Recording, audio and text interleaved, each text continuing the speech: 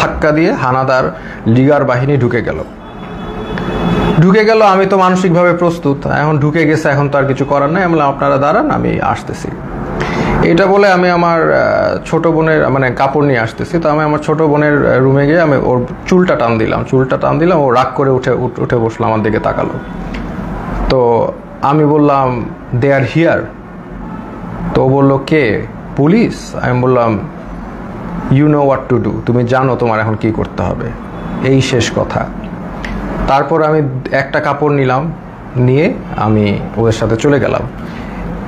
ওরা আমার বাসার যে সিসি ক্যামেরা ওগুলো সব বন্ধ করে রেখেছে, কিন্তু লাকিলি একটা ক্যামেরা অন ছিল, ওরা বুঝে নাই সেটা, ওটাকে তারা ক্যাপচার হয়ে গেছে যে তারা এগুলো নিয়ে গেছে। প্রথম দিন রাতে তারা আরও কয়েকজনকে ধরার চেষ্টা করলো, পায়নি, আমাকে নিয়ে তার ডিবি অফিসে নিলেন।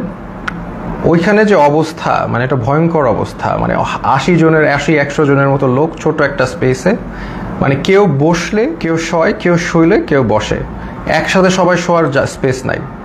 ওইখানে আরেকটা এশিয়ান ইউনিভার্সিটির একজন প্রফেসর ছিল, উনি মানে শোয়ারই চান্স পায়নি, উনি বসেই ছিলেন, কেন স্পেস নাই, মানে এত একটা কনজাস্টেড এরিয়া।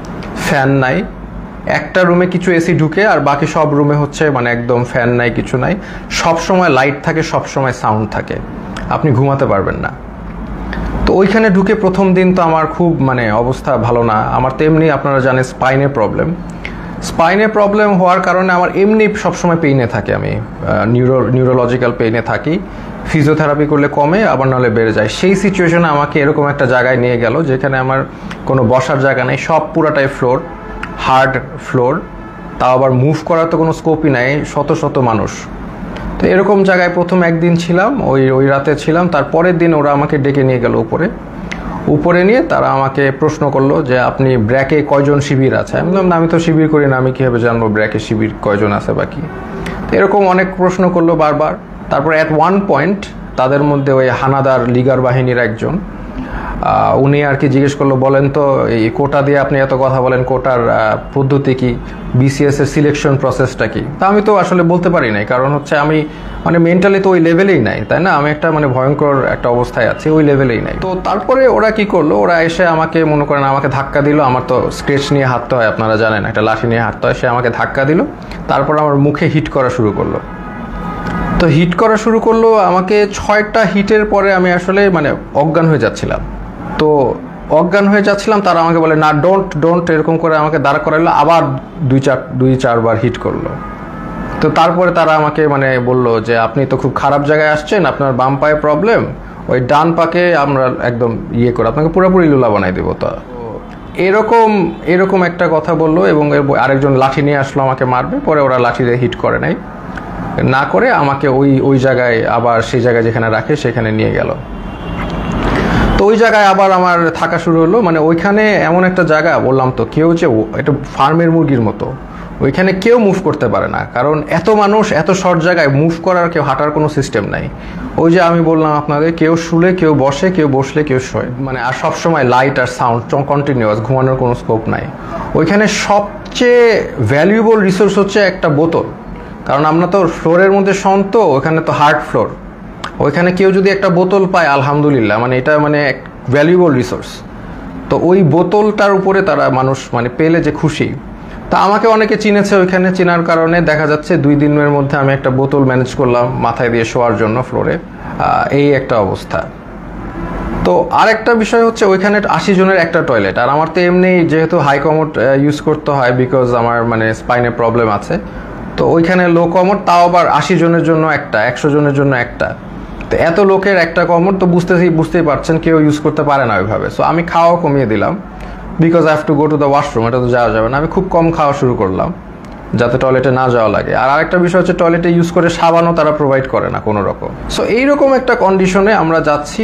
আর এরপর থেকে আর কি আসলে জিনিসটা বুঝলাম যে বিষয়টা কি আসলে, বুঝার বিষয় ছিল, এখন আমি বুঝতে পারলাম। তো তারা প্রতিদিন ডাক দিবে, নাম কল করবে, ধরেন আপনার নাম হচ্ছে, ধরেন আমার নাম আসিফ মাহতাব, ধরে বলবে আসিফ মাহতাব, বাবার নাম শাহাবুর রহমান, এরকম বলে নিয়ে যাবে, নিয়ে চোখ বাঁধবে, মুখ বাঁধবে, তারপর তাদেরকে ঝুলায় টর্চার করতে থাকবে, বাড়ি দিতে থাকবে বিভিন্নভাবে টর্চার, লাঠি দিয়ে পিটাবে, পায়ের তলায় পিটাবে, হাড়ের বুন্দে মারবে, মানে মানুষের শরীর নীল অবস্থায় তারা ফিরে যায়, নীল সারা শরীর মারতে মারতে রক্ত জমাট বেঁধে নীল নীল অবস্থায় এক একজন লোক ফিরে জাস্ট। এবং তারা সাইকোলজিক্যালি একদম মানে অবভিয়াসলি নর্মাল না, কারণ তারা এখন নাম শুনলে, তাদের নামটা ডাক দিলে তারা ভরকায় ওঠে যে এখন মনে হয় তাদেরকে নিয়ে টর্চার করতো। তো এইরকম অবস্থা আমি দেখলাম বিষয়টা যে এরকম চলছে। তো এখন এরকম চলছে, আমি তো বুঝলাম যে হয়তোবা আমার সাথেও এরকম করবে, তারা তো বলেই দিছে আমাকে পাটা ভেঙে দিবে। তো এরকম একটা করবে এবং সবার সাথেই করছে। স্পেশালি জামাতের যারা আছে তাদেরকে, মানে জামাত যেহেতু বলে ফেলছে একবার, তাদেরকে মানে অমানবিকভাবে টর্চার করছে জামাত। আর নূর ভাইয়ের সাথেও ওইখানে দেখা হলো, নূর ভাইরে বললাম কি অবস্থা, তো নূর বলল যে যে ভাই আমাকে তো অনেক মারছে, হাত দিয়ে দেখালো, হাত নীল হয়ে গেছে। তো এই এই এই হচ্ছে সিচুয়েশনটা। আর ওখানে তো মানে আর সব সময় তো লাইট, বাইরে যে একটা আলো, বাইরে যে বৃষ্টি পড়তেছে নাকি এটা আমরা গেস করা শুরু করলাম যে বাইরে আদৌ বৃষ্টি পড়ছে কিনা, কারণ মোটা ওয়াল, কোনো উইন্ডো নাই, কোনো বাইরের কোনো আলো বাতাস তো আমি জানি নাকি, ভিতরের মধ্যে থাকি আমরা বদ্ধ ঘরে, শুধু আলো আর এই যে কনস্ট্যান্ট সাউন্ড, মানে এই একটা অবস্থা।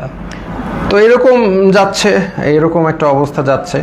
তো এখন দেখলাম অনেকে ভেঙে পড়তেছে। তো আমি আর কি আমি আমার মতো করে ইন্সপিরেশন দেওয়ার চেষ্টা করলাম যে আপনারা এইভাবে টর্চার হচ্ছেন, আপনি কি মনে করেন না আল্লাহ আপনাকে এটার জন্য রিওয়ার্ড দিবেন? আজকে আপনারা তো জানেন নবী করিম সাল্লাল্লাহু আলাইহি সাল্লাম বলেছেন যে আপনি যদি এইভাবে নির্যাতিত হন আপনার গুনাহ মাফ হচ্ছে, আপনাদের গুনাহ মাফ হচ্ছে। আপনার যদি গুনাহ এইখানে থাকার কারণে গুনাহ মাফ হয়ে জান্নাতুল ফেরদৌসে যেতে পারেন, এটা আপনার জন্য ভালো, নাকি এইখানে ভালো থাকলেন তারপর জাহান্নামে গেলেন, এটা ভালো?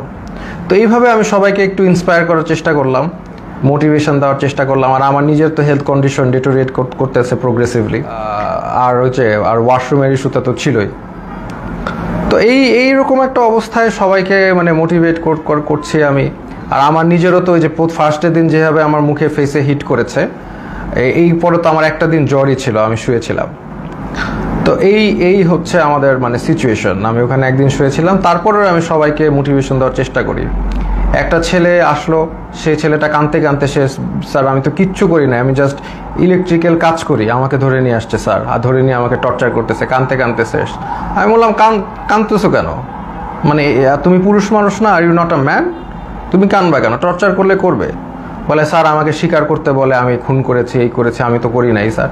বলে করবা না, স্বীকার করবা না, তোমার পাটা যদি কেটেও ফেলে তারপরেও তুমি স্বীকার করবা না, কেন করবা? যেটা সত্যি সেটা বলবা, তুমি করবা না স্বীকার, আমাকে মেরে ফেলবে। তো ওইখানে আবার একটা জিনিস বুঝলাম যে সবাই কান্নাকাটি করে যে তাদের একটু মানে জেলে কবে যাবে, মানে তাদের জেল হচ্ছে তাদের জন্য স্বর্গ। ওইখানে যেভাবে টর্চার করে, যে নাম ডাকবে, বাবার নাম ডাকবে, দ্যাট মিনস তাদেরকে টর্চার করা হবে। তা এই জন্য তারা যদি জেলে যেতে পারে, এটার জন্য তারা দোয়া করে আল্লাহর কাছে, আল্লাহ আমাদের যাতে জেলে দেয়। তো এরকম অবস্থা আমাকে তারপরের দিন, আমি তো অলরেডি এর মধ্যে তো আমি আমার বোনকে বলে আসছি, তার মানে আমার যে ভিডিওটা ছিল যে আমি আমার ভিডিও দেখলে আমি মৃত, হ্যাঁ, তো এই ভিডিওটা আমি আশা করছি যে পোস্ট হয়ে যাবে, আমার বোনকে যেভাবে কাজ করতে বলেছি করবে, লয়াররা কাজ করবে। তো এটা আমি আশাবাদী ছিলাম যে ইনশাল্লাহ সবাই যার যার অবস্থা থেকে কাজ করবে, স্টুডেন্ট আন্দোলন করবে, যে এইগুলো করার পরে এবং জনগণ যখন এটার এগেনস্টে কথা বলবে, আরেকটা ইস্যু হয়ে যাচ্ছে, ফার্স্ট অফ অল আরেকটা নতুন ইস্যু হয়ে যাবে, যেটা দিয়ে আবার আন্দোলন শুরু হবে। এটা আমি জানতাম। আর এটার পরে আমাকে যদি আরও টর্চার করবে, কিন্তু এটা তাদের জন্য আরও খারাপ হবে।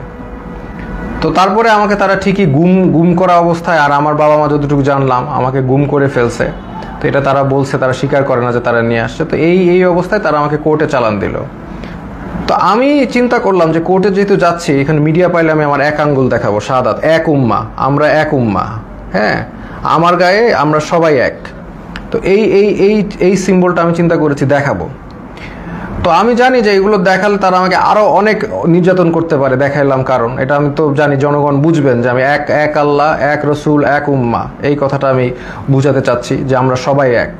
আমার অত্যাচার যা হলে হবে, এই অত্যাচারের কারণে যদি আপনারা স্বাধীনতা পান, এই জুলুমের থেকে মাফ পান, তাহলে আলহামদুলিল্লাহ, নো প্রবলেম, আমাকে অত্যাচার করুক। তো আমি ডিসিশন নিয়ে নিলাম, এক দেখাবো। তা আমার সাথে ওই জগন্নাথের আরিফ ছেলেটা, খুবই সাহসী ছেলে, ও আমার সাথে কেসটা দিল, মামলা দিল, আমরাও গেলাম, আমি ওকেও বললাম যে আমি এক দেখাবো। তো এই অবস্থায় এই এক উম্মা শাহাদাতের আঙ্গুল দেখিয়ে আমি ওই কোর্টে দেখালাম, এবং কোর্টে আমাকে সম্পূর্ণভাবে মানে কোর্টের যে জাজ, তিনি আমাকে দেখে চিনে বললে আপনাকে ওখানে দাঁড়ানো লাগবে না, আপনি বসেন। তো উনি আমাকে বসালেন, কিন্তু তারপরেও ওই মিথ্যা মামলাটা দিলেন যে আমি নাকি সেতু ভবন ভাঙচুর করেছি, যেটার মানে কোনো মানে এটা যে এটা জোক, মানে এটা যে কলাপস করছে সোসাইটি, ওখানেই প্রমাণ যে এরকম একটা মিথ্যা মামলা যেটার কোনো তথ্য নাই, প্রমাণ, এটা বলাই আসলে সময় নষ্ট। তো এই মিথ্যা মামলা উনি মানে জাজ আমাকে দিলেন, আর আমাকে আবার 6 দিনের রিমান্ড মঞ্জুর করলেন। তো ওই 6 দিনের রিমান্ড আবার গেলাম, আর এই সময়টা অনেকের সাথে পরিচয় হলো। ওখানে বিএনপির অনেক নেতা ছিল, পার্থ ভাই ছিলেন, ওনার সাথে আমি বললাম যে পার্থ ভাই আপনার তো আর আমার মামলা এক, আমি তো আপনার সাথে আসি। তো উনি বলে যে আমি তো তোমাদের সাথে থাকতেই চাই না, আমি তো এখান থেকে বের হতে চাই, একটু মজা করলেন।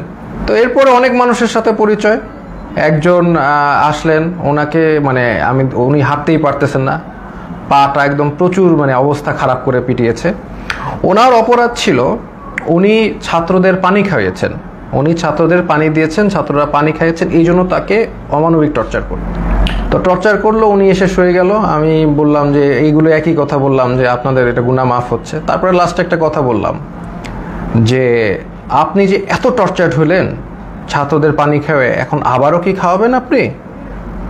তো উনি বললো ইনশাল্লাহ স্যার আবারও খাওয়াবো। আমি like that's the answer I am looking for. আমরা আবার করব, আমাদের ছাড়লে আমরা আবার করব, we are not going to give up, আমরা তো আবার করব, তাই না? আমরা কি অপরাধ করেছি যে আমরা করব না?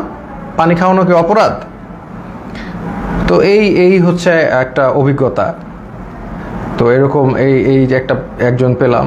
আর একজন হচ্ছে মাদ্রাসা স্টুডেন্ট, তাকে হচ্ছে তাকে বলছে খুন করেছে, সে পুলিশ খুন করেছে, এটা সে তাকে বলছে, এবং তাকে প্রতিদিন পিটায়, প্রতিদিন নিয়ে টর্চার করে। তো এটা নিয়ে আমরা হাসাহাসি করি, কারণ হচ্ছে এরকম একটা সিচুয়েশনে হাসাহাসি না করে যদি আমরা মেন্টালি ব্রেকডাউন করি তাহলে এটা মানে হবে না, মানে এটা আমরা আরও আমরা সব এইগুলো যা হয় সেটা নিয়ে হাসাহাসি করি।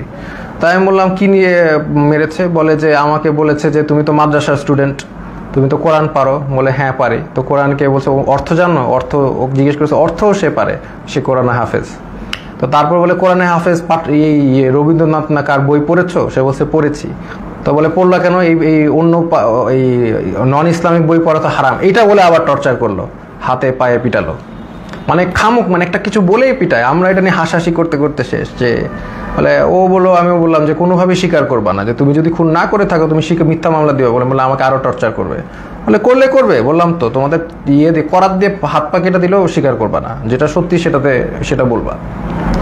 এরকম একজন সবচেয়ে কষ্ট লিখেছে যে মানে একটা ছেলে, ওর নাম হচ্ছে সানিয়াত ভাই, উনি হচ্ছে বিএনপির একজন মন্ত্রীর ছেলে, নাম বললাম না। তো ওরা আসলে খুঁজছিল তার বাবাকে পায়নি দেখে ওই ছেলেটাকে ধরে নিয়ে গেছে, সানিয়াত ভাইকে ধরে নিয়ে গেছে। তো সানিয়াত ভাইকে 4 দিন, উনি বলছে 4 দিন ওনাকে পিটিয়েছে, চোখ বেঁধে হাতে ইয়ে দিয়ে ঝুলিয়ে পিটিয়েছে। এবং সবচেয়ে যেটা উনি বলল যে ওনার মাকে ফোন দিয়ে শুনিয়েছে যে তাকে যে টর্চার করছে, এটা তার মাকে শুনিয়েছে ফোন দিয়ে লিগার হানাদাররা। তো লিগার হানাদাররা মাকে শুনিয়েছে যাতে বাবা এসে তাকে দেয় এবং ছাড়িয়ে নেয়। আর যেহেতু ওনার বাবা আসছিল না, বা ওনার অবশ্যই তারা তো জানিয়ে যায়নি কোথায় গেছে, তাকে অমানবিক টর্চার করেছে। সেই ছেলেটা এমনি আমার মতোই, তার স্পাইনে প্রবলেম আছে, আমার মতোই অসুস্থ, এবং তাকে টর্চার করেছে বিভিন্নভাবে, হাতে পায়ে ঝুলিয়ে পিটিয়েছে। তো সে কাঁদতো অনেক, আমি সান্ত্বনা দিতাম, আমরাও সব বিষয় নিয়ে মজা করতাম। তো এইরকম একটা অবস্থা ওইখানে, প্রতিদিন নাম ডাকতো, প্রতিদিন নিয়ে পিটাতো। এমন রাত যে কোনো সময় ডাকতে পারে, সকাল 12টায়, মানে 12টায় ডাকতে পারে, রাত 1টায়, এনি টাইম নাম আসতে পারে। নাম আসলে they will take you and torture you. তো আমাকে টর্চার ওই প্রথম দিন যে হিট করে যে আমাকে থ্রেট দিল, তারপরে আমাকে কোর্টে চালান দেওয়ার পরে আমাকে আর টর্চার করে নাই। বাট আমি বিভিন্ন সময় ইনফরমেশন পাচ্ছিলাম, যেমন একজন মানে আমাকে ধরে নিয়ে গেছে, একজন পিটিয়ে আনছে, সে আমাকে ইনফরমেশন দিল যে আমার ব্যাপারে বলেছে যে অনেক ডিবি নাকি বলছে যে এই লোকটাকে কেন ধরলো, এটা তো ঠিক হয় নাই। আবার আরেকজনকে ধরে পিটিয়ে এনেছে, সে বললো যে স্যার আপনার ব্যাপারে ডিবি কথা বলছিল যে আপনার ব্যাপারে 40 জন লয়ার দাঁড়িয়ে গেছে, এত সংখ্যক লয়ার তারা কখনো দেখে নাই, আপনি খুব ইন্টেলিজেন্ট মানুষ, এগুলো তারা বলছে। দেখা যাচ্ছে তাদের আমার প্রতি একটা রেসপেক্ট ছিল। ওই একদিন হিট করার পর তারা আমাকে হিট করে নাই, বাট দ্যাট ডাজন্ট ফরগিভ তারা অন্য যাদেরকে এইভাবে টর্চার করেছে। ফার্স্ট অফ অল, একটা পুলিশ একটা ডিটেইনিকে কখনো হিট করতে পারে না, that is a crime, that is criminal, they committed crime against humanity, তাই না? এটা ইন্টারন্যাশনাল, আন্তর্জাতিক ট্রাইব্যুনালে তাদের বিচার হওয়া উচিত। তারা যেইভাবে মিথ্যা মামলা দিয়ে টর্চার করে মানুষকে, এটা তো কখনোই মানে ইটস নট অ্যাকসেপ্টেবল। তো এরকম দিন যায়, তখন হঠাৎ তাদের দেখলাম টোন একদম 180 চেঞ্জ হয়ে গেছে। তারা তখন মানে বিএনপি যারা লিডার আছে তাদেরকে একদম খাবার টাবার এনে দিচ্ছে, সবার সাথে ভালো বিহেভ এরকম। তখন আমরা মোটামুটি আমরা বুঝতে পারলাম যে তারা আসলে বাইরে কিছু একটা হচ্ছে, সামথিং ইজ হ্যাপেনিং, কারণ আমরা তো কোনো ইনফরমেশন পাই না। সামথিং ইজ হ্যাপেনিং, আদারওয়াইজ তারা এরকম চেঞ্জ করবে না কেন? তারা ডেফিনেটলি তাদের বাইরে কিছু একটা হচ্ছে, এইটা নিয়ে তারা তাদের টোন চেঞ্জ করে ফেলেছে। এবং তারপর থেকে দেখা যাচ্ছে তারা সবার সাথে মোটামুটি ভালো বিহেভ এবং আস্তে আস্তে ছেড়ে দিচ্ছে। মাঝখানে কিছু স্টুডেন্টদের ধরে আনলো, ওই তারাও মানে অনেক কান্নাকাটি করে শেষ। এবং একটা ছেলে ছিল যাকে আমার মনে পড়ে, খুবই স্মার্ট ছেলে, আমিনুল। তো আমিনুল হচ্ছে 14 বছর বয়স, ধরে নিয়ে আসছে। এবং অন্য যেগুলো ছেলে ছিল তারা একদম ব্রেকডাউন করেছে মেন্টালি, বাট আমিনুল ছেলেটা ও হচ্ছে মোহাম্মদপুরে থাকে খুব সম্ভবত, খুব সাহসী, নারুটোর গেঞ্জি পরে হাইটে বেড়াচ্ছে।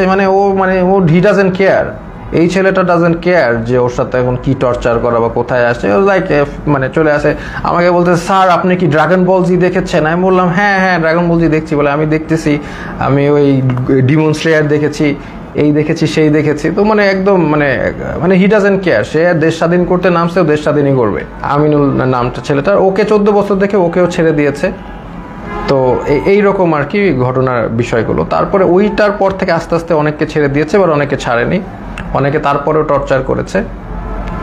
তো এরকম আমরা এই অবস্থায় আমরা অনেক দিন পার করার পরে তারপরে আমাকে একদিন ডাকলো, ওরা ডেকে হঠাৎ করে আমাকে দেখলাম যে বসালো, যে স্যার আপনি ভাই কি অবস্থা, আমরা তো জব করি। মানে যেই লোকটা আমাকে হিট করেছে এবং তারাই যে টিমটা আমাকে, তারাই আমাকে ডেকে দেখি কি মানে জামাই আদর সোজা কথা করছে।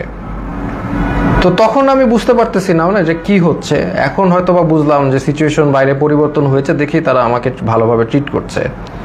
চা খাওয়ালো, বিস্কিট খাওয়ালো, ভালো ভালো বিস্কিট খাওয়ালো। মানে আপনি সোফায় বসেন, কমফোর্টেবলি বসেন, মানে এত রেসপেক্ট এরকম করছে কেন? আমি তো শিওর, আমি তো মনে করছি ট্র্যাপ। আমাকে খালি বলে যে এখন বাসা তো পুড়ে যাচ্ছে, এখন আমাদের কি করা উচিত, শেখ হাসিনার কি করা উচিত। এখন আপনারা তো অনেক টিচারও তো, আপনারা তো অনেকে ছাত্রদেরকে উস্কে দিয়েছেন, এই সেই, মানে আমাদের তো এখন আগুন ধরছে বাসায়, আমাদের তো আগুন নিভানো উচিত। মানে আমি যেটা বুঝলাম উনি চাচ্ছিল যে আমি আসলে ছাত্রদেরকে ঠান্ডা করার জন্য কোনো বক্তব্য দেই। তা আমি এভাবে কোনোভাবে রাজি হই নাই, আমি তো হব না। তো আমি বললাম যে না, একটা প্রধানমন্ত্রী কি সিদ্ধান্ত নিবে, আমি তো আসলে প্রধানমন্ত্রীর জায়গা থেকে, মানে উনি আমাকে প্রশ্ন করছে প্রধানমন্ত্রী এখন কি করলে ভালো হবে, এটা আপনি তো বলেন। আমি বললাম না,